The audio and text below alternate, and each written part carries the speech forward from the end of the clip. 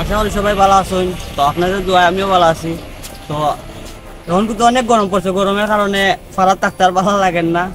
আইলাম একবারে সাতটা বাজো।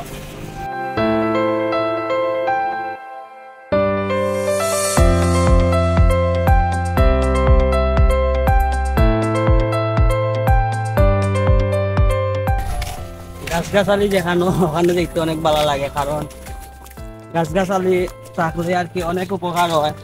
কারণ যে গরম পড়ছে, গরমের কারণে রোদের কারণে পাড়া তো থাকা যান না, তাই প্রাকৃতিক পরিবেশ।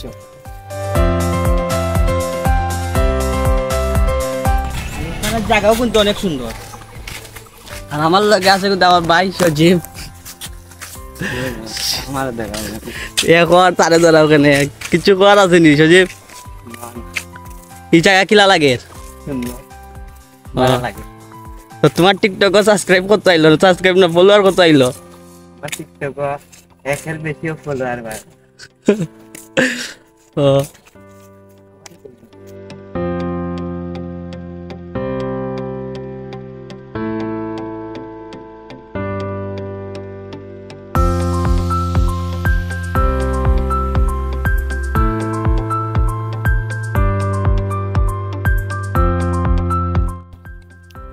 এখানের ফিলিংস কিন্তু অন্যরকম, কারণ পাড়াত ভালো লাগছে না, আইলাম গাছগাছালি লাগিয়ে আইলাম। গাছ অনেক গাছগাছালি পাড়ার মধ্যে তো গাছ টুস খাটিয়া বিল্ডিং হয়ে গেছে, আর অত বেশি গাছগাছালি নাই। পাড়াত অনেক গরম, গরমের কারণে আইলাম যে ছাত্রবাসে অনেক গাছ গাছ দেখাও, অনেক গাছ গাছগাছালি প্রাকৃতিক একটা পরিবেশ।